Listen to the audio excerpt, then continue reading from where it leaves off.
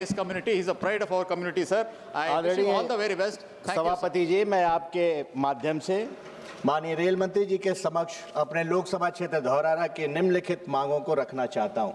सीतापुर के झरीखापुर से लहरपुर होते हुए धौरारा के ईसा नगर ब्लॉक होते हुए बहराइच तक नया रेल मार्ग बनाया जाए। साथ ही साथ लखीमपुर जनपद के गोला गोकर्णनाथ जो भगवान शंकर की धरती है, छोटी काशी के नाम से जानी जाती है, वहां से वाया मोहम्मदी होते हुए शाहजहांपुर को जोड़ने के लिए नया रेल मार्ग बनाया जाए।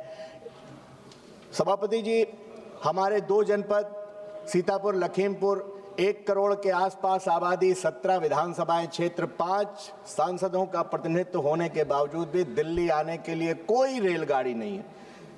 आपने वंदे भारत चलाई जो लखनऊ से लेकर के सहारनपुर जाती है।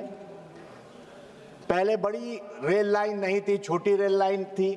हमारे मंत्री जी धौरारा से पूर्व सांसद रहे जितिन प्रसाद जी बैठे हैं, आपके प्रयासों से यूपीए सरकार में बड़ी रेल लाइन बनी, लेकिन आज तक कोई दिल्ली आने के लिए ट्रेन नहीं चल पाई। सब लखनऊ से वाया हरदोई होते हुए दिल्ली आती हैं। मैं आपके माध्यम से माननीय मंत्री जी से कहना चाहता हूं, पुरानी ट्रेनें बहुत सारी हरदोई होकर के आती हैं। Lucknow mail, Lucknow AC special, अगर एक ट्रेन आप उधर से घुमा दें, दूरी समान है, समय समान है, और अगर आप नहीं घुमा सकते तो नई रेलगाड़ी देने का काम कर दीजिए।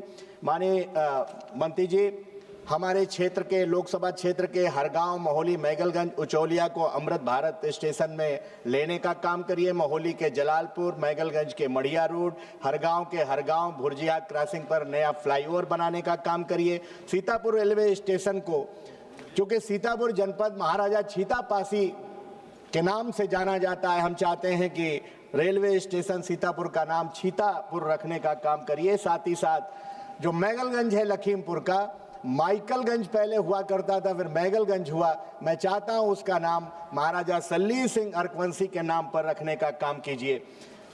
सभापति जी, एक ट्रेन नंबर 54-325 सीतापुर से कानपुर के लिए चलती है, वो बालामऊ में आकर के घंटों खड़ी रहती है और फिर 7-8 घंटे बाद वहां से कानपुर के लिए चलती है। मैं चाहता हूं आपसे वो ट्रेन सीतापुर से लेकर के सीधे कानपुर जाने का काम हो, बीच में ठहराव ना हो। सीतापुर के फाटक संख्या 27A डालडा फैक्ट्री को हाल्ट बनाने का काम किया जाए। जो भी ट्रेनें बिहार से आती हैं उनको लखीमपुर, मैगलगंज, उचौलिया और में स्टॉपेज उनके कराने का काम करें। साथ ही साथ माननीय मंत्री जी, हरिद्वार देहरादून के लिए भी कोई ट्रेन नहीं है। जो आप वंदे भारत चला रहे हैं उसको अगर आगे बढ़ा देंगे, देहरादून हरिद्वार तक कर देंगे तो बहुत अच्छा होगा। पीलीभीत भी आता है, माननीय मंत्री जी हैं।